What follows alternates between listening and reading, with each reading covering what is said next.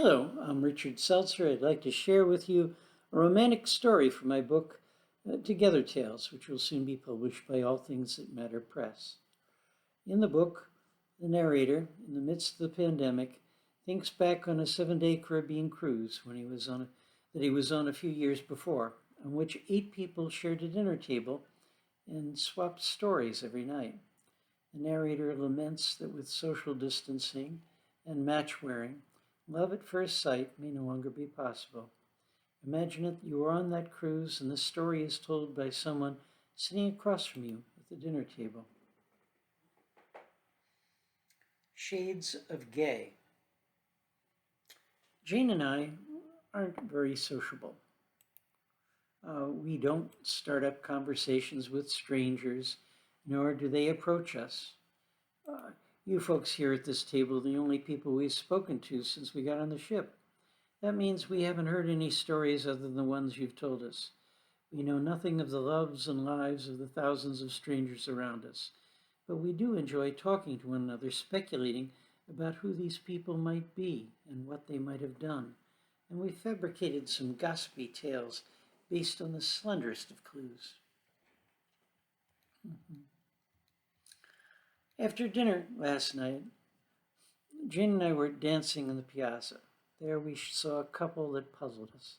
It's common to see gay couples on the dance floor, but in this case, we couldn't agree on which one was the man and which the woman, or if they were both women or both men. But they danced beautifully together, each anticipating the other's moves. Based on nothing more than our observations, we came up with a few scenarios. Jane picked up the story from there. Imagine a man falls in love with a woman and the woman in love with him.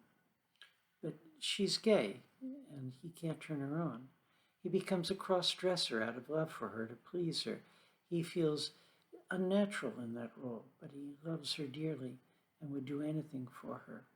Randy continued. In our second variation, the man isn't just cross-dressing. He's acted the part of a woman so well that she believes he is a woman. For the months they've been going together, he's pleasured her with hands and mouth and devices, contriving role-play situations in which she never sees him naked. Once, when she drinks too much at her sister's wedding and passes out in their hotel room, he gets carried away and makes love with her naturally while she's unconscious.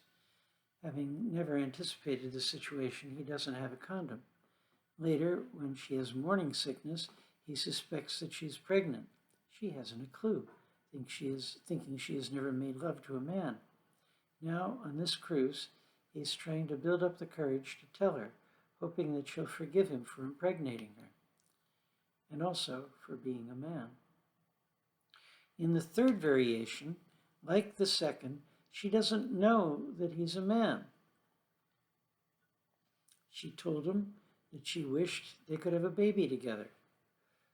He tells her that thanks to the marvels of modern medicine, an egg of hers can be impregnated with genetic material from a woman, and the embryo can be implanted in her for her to carry the fetus to term and have a natural birth that would be the genetic child of both of them. And unbeknownst to her, he colludes with a doctor friend. When she's anesthetized in the doctor's office, he makes love with her naturally. In this version, she's pregnant now and knows that she's pregnant and that he's the parent, but she has no idea he's a man and no idea that he tricked her this way. He hopes that when he confesses, she'll realize that he did this out of love for her. Jane continued. This morning in the elevator, going up to the Lido deck, we chanced upon that same couple. When we saw them dancing together, they were dressed androgynously. You couldn't tell their gender from their clothes. This time they were dressed traditionally, as a man and a woman. Our curiosity overcame our natural unsociability. We joined them for breakfast at the buffet. We learned that the woman knew all along that he was a man and that she isn't gay. She thought that he was sexually confused, but she loved him so much that she pretended to be gay, finding that sexual ambiguity turned him on. We guessed right about the pregnancy. She's delighted that they're having a baby together, and that now that they have finally been honest with one another, that they can live a normal life together. I hope you enjoyed this story.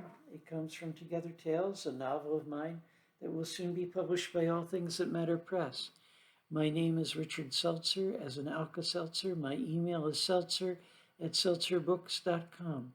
All Things That Matter Press recently published 3 other novels of mine, Parallel Lives, Beyond the Fourth Door, and Nevermind. You can find those all at Amazon as paperbacks and as ebooks. They can be read in any order. They're independent stories with overlapping theme and styles. Each presents a different way, a different view of reality, a different way of trying to make sense of the mysteries of life.